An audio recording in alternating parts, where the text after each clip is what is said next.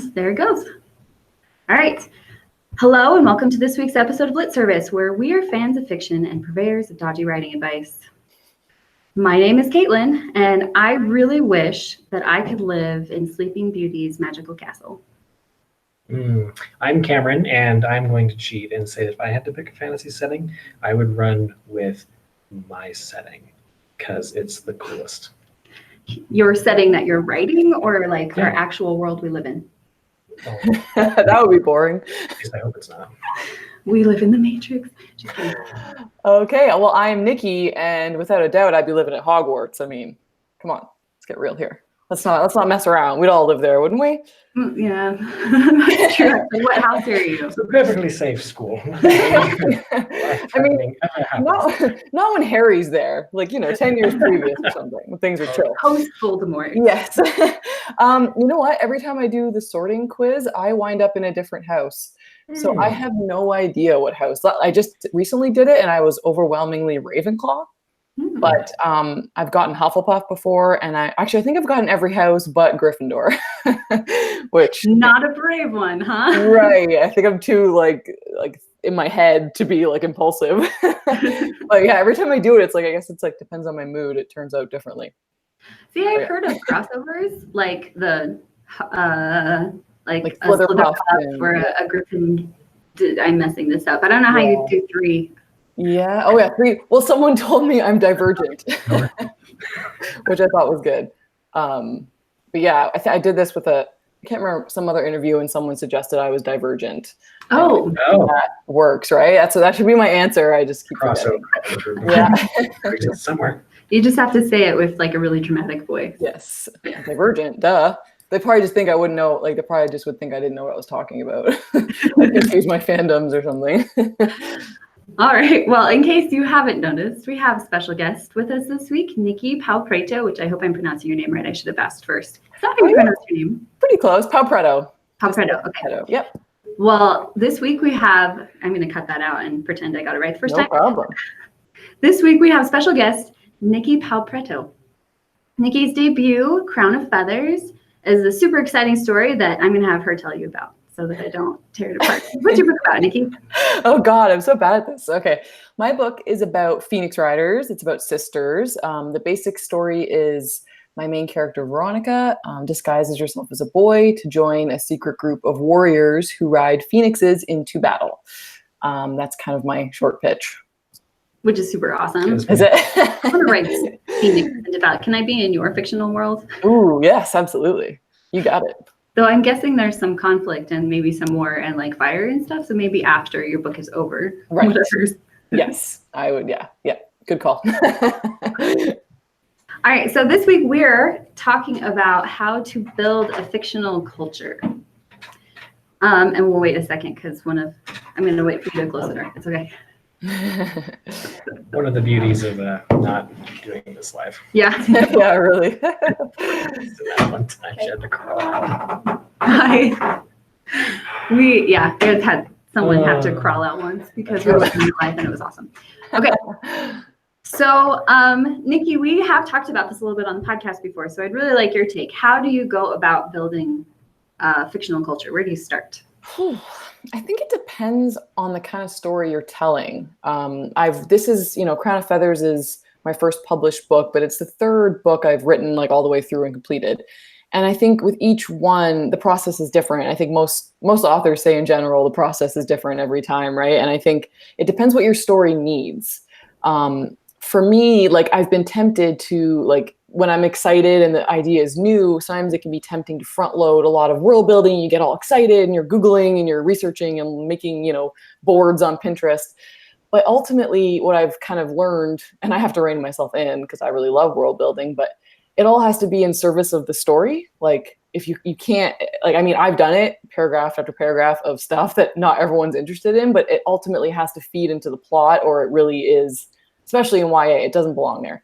So I think for me, it's always like a back and forth. Like I try and get as much together as I can to write, but then, every once in a while throughout the process, you'll realize you need to know more about something to kind of push the story forward. But I think like to use an example in Crown of Feathers, when the book starts, the culture of the Phoenix Riders is kind of in the past. It's kind of like forgotten. So I think I spent a lot of time thinking about stories and legends and myths and the kind of things that the people living, at the present time in the book would be interested in, and what they would like, all they would know about that culture would be through the stories and through the songs and through things passed down. It wouldn't be like living and breathing them around them, really. So I think that kind of steered me a little bit for this story. But I mean, if you're going to do like second world epic fantasy, you kind of have to build everything almost. Like you have to do way more than ever shows on the page to understand. Sure.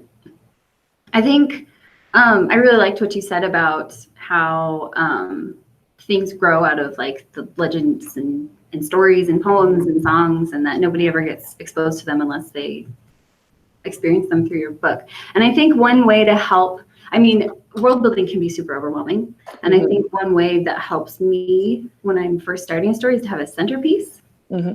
Like if you think about really epic fantasy, Lord of the Rings is centered around Sauron and the One Ring. And like the way the lands are set up, it's based on like wars that happen. Cameron is totally going to argue with me about that. He's way more into Lord of the Rings than I am. Okay, but he started somewhere. And that's how it wasn't with the ring, but please continue. I think he started with a hobbit in the ground or something. Okay. But like, if we're distilling it down and making it easier, the way the movie does it, which I'm not saying the movies are, they start with Sauron and they're like, here's the thing you need to know about. And you don't find that out until much later in the book, which makes sense for a book setting because you go slower, especially with adult epic fantasy. Whereas movies, you don't have the attention span to do that. But as I was saying, a lot of epic fantasy does this, like Brandon Sanderson in the Stormlight Archive, everything centers around the storms. And while there's a lot of really, really specific and crazy world building in those books, that's one of the big things that he you can uses track to shape a the lot rest of the world. the weirdness back to the storms. Like they don't have dogs, they have lobsters the size of dogs, and that's because things. I haven't read this. Oh, you should read it. They're funny.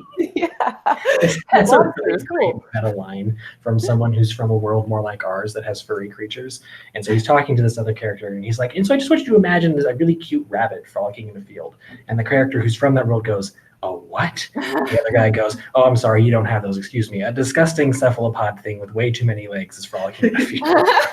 But the point is you can track all of that weirdness. It's not weird just to be weird. It's that way because these storms are almost like tidal pools. And so everything that lives on land in this world is like what you'd find in the tidal pool in our world. So there's an internal logic to it that's also really cool. Well, and like the way people live and the things people study and all that centers around these big storms that are destructive and terrible, and so people have to live with them all the time. Or like, I have another example. Or like in A Darker Shade of Magic, it's all centered around, I don't know that the culture itself is all centered around it, but the way the books are geared, it's centered around the fact that there are 3 Londons.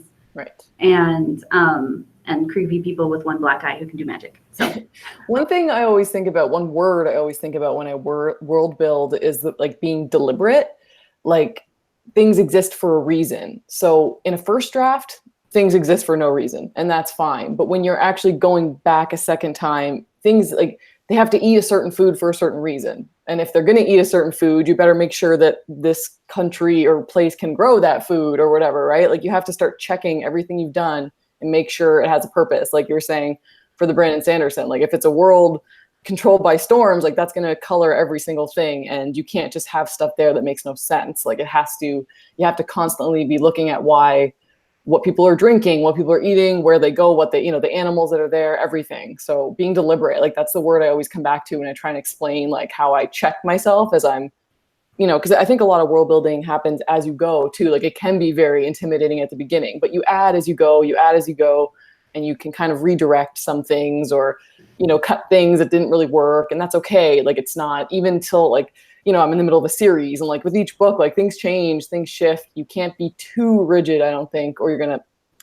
perhaps like cut yourself off in your story, like hurt your story because you're kind of set in your ways. Like you have to be willing to shift a little, I think, but make sure everything's there for a reason. Mm-hmm. I agree. I think you can start guessing, but I think a lot of cool stuff happens that after you're finished guessing, and then you go into your research stuff and you make sure kind of all your different puzzle pieces fit. And then my favorite thing when I'm world building is when, all right, I've done more research, I'm making my puzzle pieces fit, and then I find, oh, there's like this really cool thing that should be here that I hadn't even thought of, that I wouldn't have thought of until I did the research. And now I have this really cool thing to put in on top of it that makes perfect sense because I got there from that process. Right. I found that a lot. Like I'm writing about phoenixes and like resurrection, and that wasn't really a huge part of my first run through on the story. And then I was like, phoenixes are so rich symbolically, right? So like, as you said, like I was kind of going through the motions and writing the story, and I realized like all these things that could happen just based on what I had already done. Like it does grow and get richer just through the process of writing it and revising it and going through over and over. You find things, and it's pretty, I mean, it's fun. It's pretty magical world building, really, I think. I think so too. And I also think that a lot of what we're talking about, some of it happens when you are writing a first draft, but like you were saying, some of it happens, like the connections are made when you're revising a lot of times. And so you don't need to feel like that heavy weight of, oh my gosh, what's the economic system? What crops do they grow? Right. Yeah. What kind of fabric is cheap because they grow cotton, or do they make silk? Like, you don't need to get there. Like one of the things, like, you know, I feel like we always bring these back to Tolkien eventually. You always bring everything back to Tolkien. All right. But like, so it's like, sure. So you can start out with like, yeah, he spent like 20 years world building before he finished Lord of the Rings. Realize that even once he'd done that, he continued to iterate and change his world. That's why there's all these kind of like errata out there, where there's like all these things that he started writing but didn't finish before he died. And so it's like, well, how canon is this? Well, the fact is that even Tolkien, even after his 20-year initial investment, was still refining its setting. So there's nothing wrong with doing a rough draft and then going back and ironing out the kinks. And also a lot of times, no matter how much planning you do, like even if you are a super crazy planner who like plans out everything down to what color people's, you know, teeth inserts are, I don't know. You're gonna find things that don't actually work when your feet are on the ground. And so there's going to be refinement that happens. For sure. I mean, my first draft of Crown of Feathers, like it was really quite lean of world building details. Like I love to do it, but you know, it can, like, especially when you're drafting, like, wow, it can slow you down. And if you pause every time you're unsure of something and like look it up, like you eventually have to just kind of wing it and get through to the end. And it is a part of, I think, like I'm a big reviser, and I think that's where most of it actually happens. I mean, there are certain things about the world you have to know before you start, I think, because it limits you in certain ways. Like, does your world have trains or horses or certain, you know, because travel and things will matter, but there's so much that can be filled in later. So much, most of it. Yeah. I actually want to ask, how in depth do you feel like your world building needs to be? Because it sounds like you write epic fantasy, secondary world epic fantasy. And so in that kind of world, you do need to come up with everything. But if you're writing a different kind of book, or even a secondary world fantasy where like there isn't an epic problem necessarily, or like epic political debate or whatever else is going on in it, do you really need all of that stuff? I think, again, it's kind of the same answer I gave before. Like, I think it depends on the kind of story you're trying to tell. And the more detail, the more real something feels, but it's not necessary all the time. Like my kind of go-to example, you're bringing up Tolkien a lot, for me is Game of Thrones, like A Song of Ice and Fire. I think that is some of the best world building I've ever come across. And there's a ton in there, and it makes it extremely real. But conversely, like if you watch the show, there's a fraction in the show and it's still very immersive and it's still very well done. So I think it depends on the kind of book. Like you said, I'm writing second world fantasy, so you have to explain certain things. But I think we're also typically, like, it depends. It's funny now, like some of the reviews I get that are less good, it's because they're not really epic fantasy readers, right? For them, it's too much world building, it's too slow, it's all this. And that's totally legitimate. Because I am writing, I think when you're writing in a certain genre, you're writing in like an existing framework. So people coming to epic fantasy have certain notions, have certain ideas. To them, it's not a huge leap to get there. But like, I remember handing the book to my boyfriend, and he doesn't read that kind of stuff. And he's like, he doesn't even know what's going on. Like for him, it's such a big leap because he's not used to the genre. So I think there's like certain work that's almost already done for you. Like you don't have to do a ton. It depends entirely on what you're trying to write, I guess.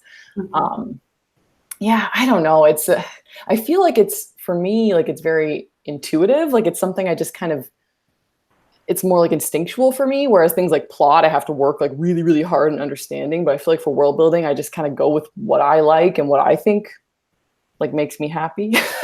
And it's not necessarily like a perfect formula, but I mean, there's such a wide variety of fantasy, for example, like so many different, from like super dense Tolkien and even Game of Thrones, and then stuff that's way lighter on the world building and still really good. So I guess it depends on what you're trying to do. I think one of the things you can look at when you're trying to narrow down as to what world building you actually have to be able to do for a story to be good, I would say you look at what matters to your characters, and you look at what parts of the world are directly connected to that. So let's say, for example, you have a character. I'm hedging into an argument that I know is going to come later. Let's say you have a character who doesn't care at all about the politics and who's in control of what. As a reader, maybe this is partly because I edge more into the definitely epic fantasy camp, but I want to know what is the political situation such that she can afford not to care, right?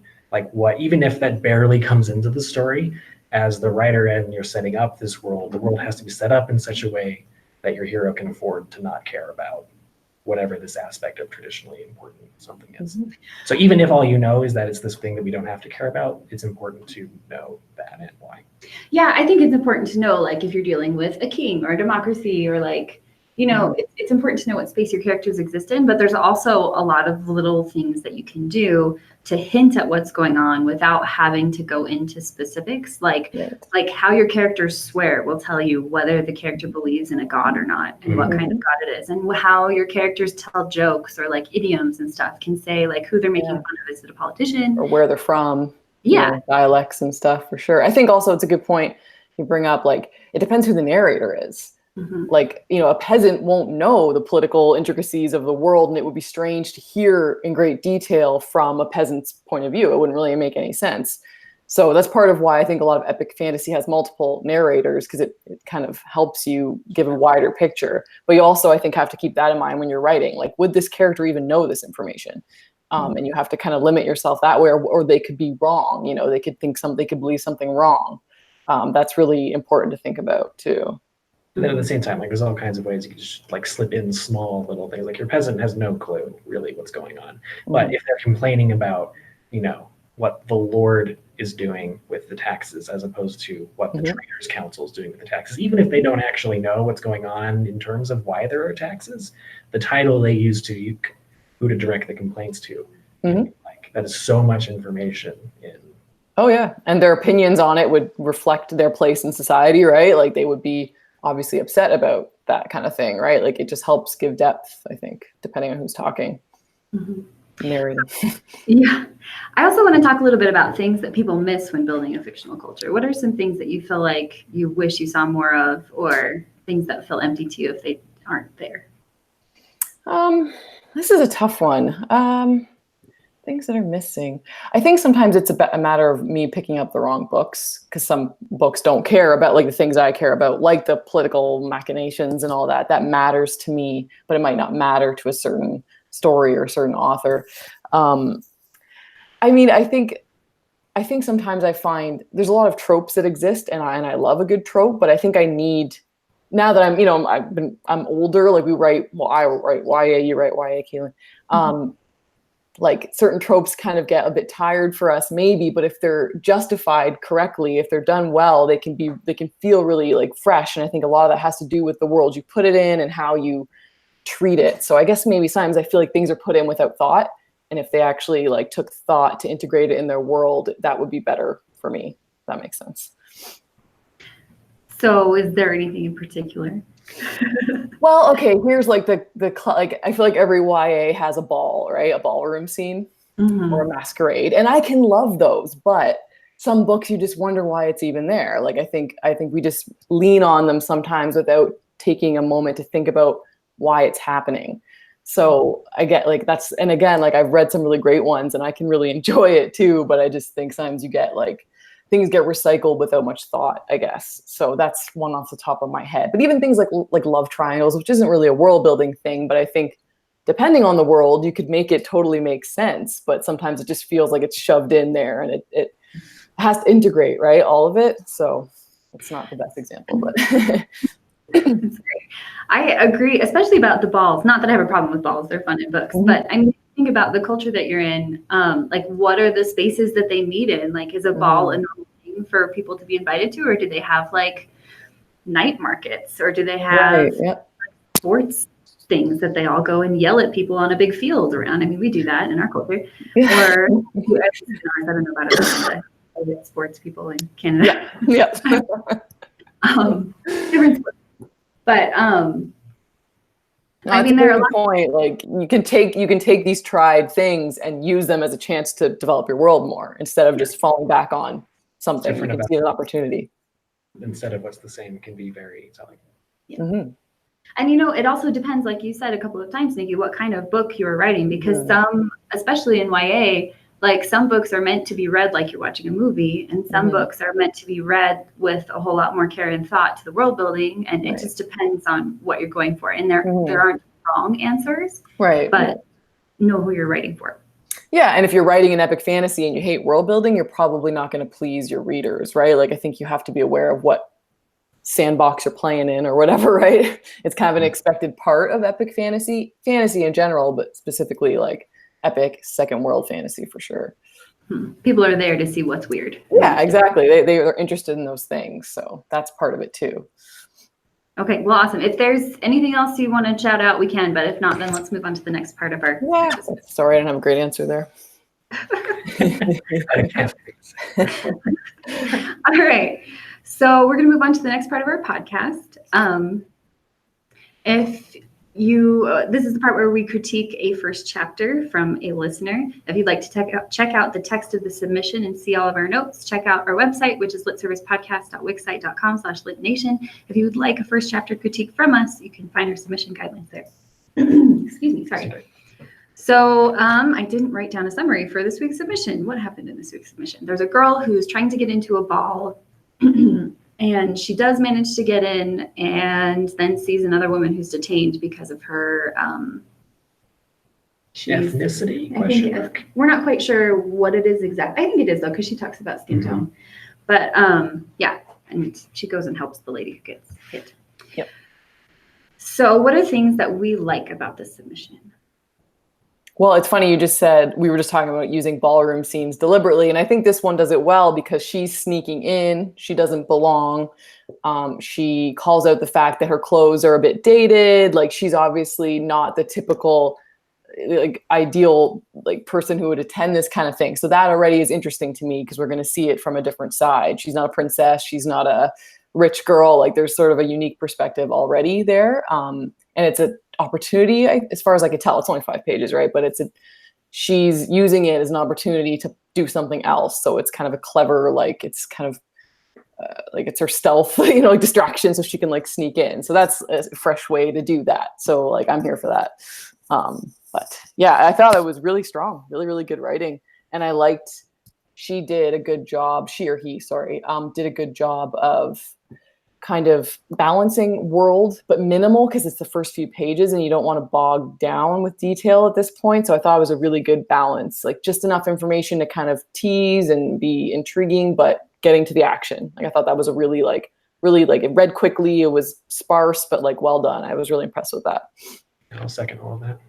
Me too. I also really, really liked that we got to what her purpose being there is really quick. Like we know she's sneaking in, but then we know within the first couple of paragraphs that she's there to find magic, which is intriguing. But then it's refined very quickly to, I'm looking in this specific room because there's something magical here. And so we know why she's sneaking in, and she has, she's automatically being a good protagonist. She's being proactive. Yes, her goal is clearly stated, and the obstacles are obvious. She's trying to sneak past guards. Like it's really clear. Like so it reads quickly because of that too, because you're not kind of wondering what's going on. Like it's pretty clear what she's trying to do, what's happening. The stakes are obvious. There's like a subtle tension slowly building. Like it's really well done. Anything you want to add, Cameron? Just more of the same. They did a really good job getting across what she wants. We don't necessarily know why she wants it, but we know enough of, the direction this is heading. And we even get like a shadow of a possible antagonist, at least for the next bit, where we have the bigoted king or prince or who's soon to become king or something like that.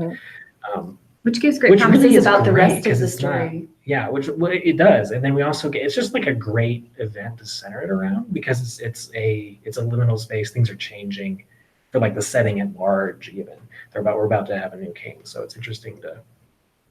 I really like that, because it shows me that the world is living around her, and it's not just backdrop for her. So Yeah, she's not one person who lives in like a sea of cardboard cutouts. She's and part of that, definitely like, to an be actor. clear, what's really great about it is that it's like a sentence, right? It's like, or it might even be like the back end of the sentence that's just there. It's not like there's not a few paragraphs describing, and this prince who's done all these horrible things, and let me list them. And I hate him, but he's going to become king. And instead, it's just this really natural. It was just enough to get going. And she does it twice, actually. She does it right at the very beginning. She's going to see the bigoted king, or she's not going to see the bigoted king. She doesn't care about him. And in the end, she hits it again. She says the king only cares about half of his kingdom. Yes.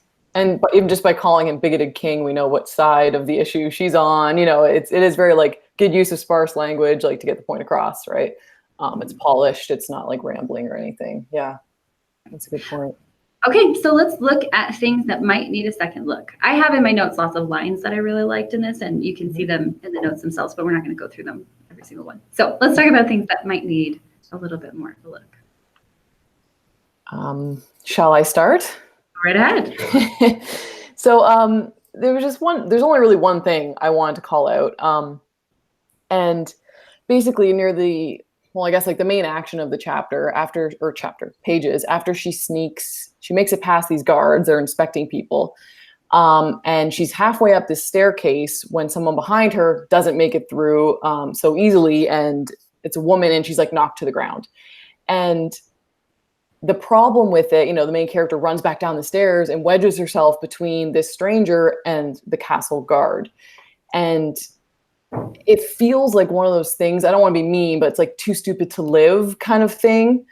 And I don't mean that the character's too stupid, but the action feels careless, especially because she spent the first few pages of this scene, she's trying to sneak in, there's high tension, she's got a mission to do, and she's throwing it all the way in the blink of an eye to help some stranger. And that makes her a good person, and we like to read about good people. But for me, it immediately undercut all the tension. I go, oh, well, what she's doing.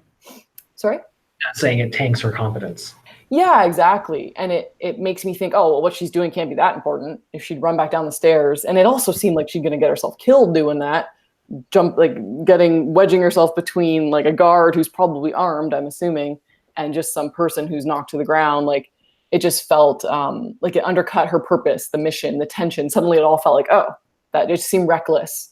And I just thought if the character is reckless, that needs to be kind of called out, right? So you have to say, I shouldn't have done this, but I always do this, or something. Like, it has to be a character trait, or it just doesn't feel like a great story choice.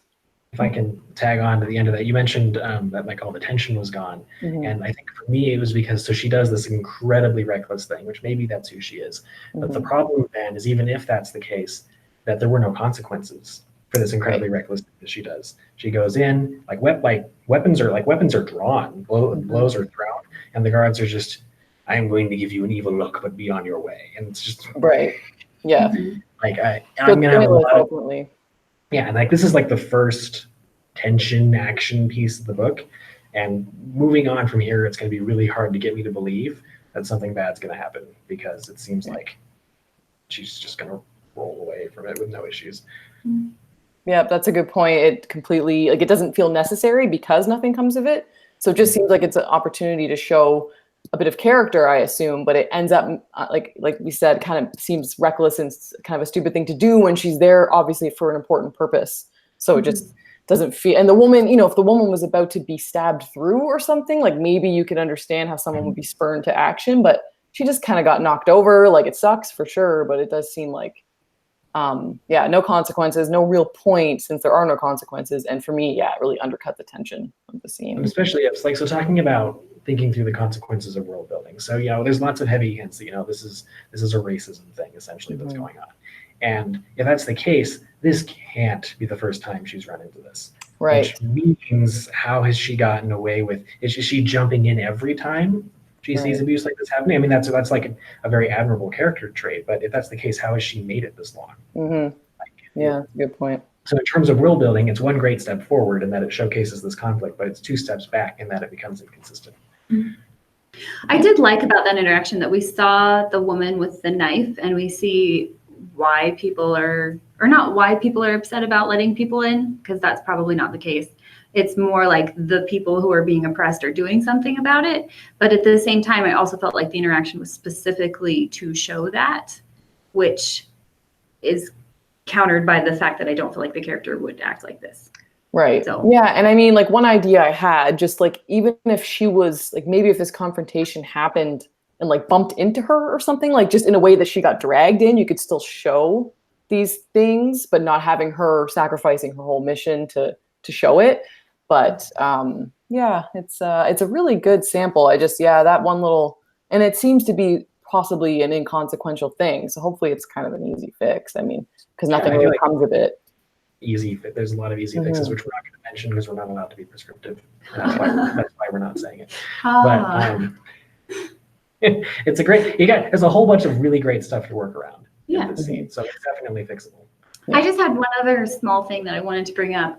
When the woman screams and she runs back down, there's like a sort of a shaky cam feel to what's going on. So the character knows what's happening, but the reader doesn't. And I feel like sometimes that lands, but this one for me, and I wanted to ask you guys how you felt about it, because sometimes, it hits one reader one way and doesn't hit the other ones the same way. I felt like I was confused and like unmoored, and I wasn't sure where people were and what they were doing in that moment. Which part? When she hears the scream and then runs down the stairs. So. Right. I think I don't remember being confused, but I remember just like not like being, I remember being shocked that she dove under the guard's arm. I remember being like, what? And maybe that was because she seemed like she was farther away. Like maybe part of it was that I was like a little ungrounded there, but I can't remember if I really was lost there. I think I was mostly focused on the decision. I think it could be that what she was doing made a little sense. I wasn't paying attention to the blocking. Okay. Yeah, that's interesting. I have to read it again for that. Okay. And then,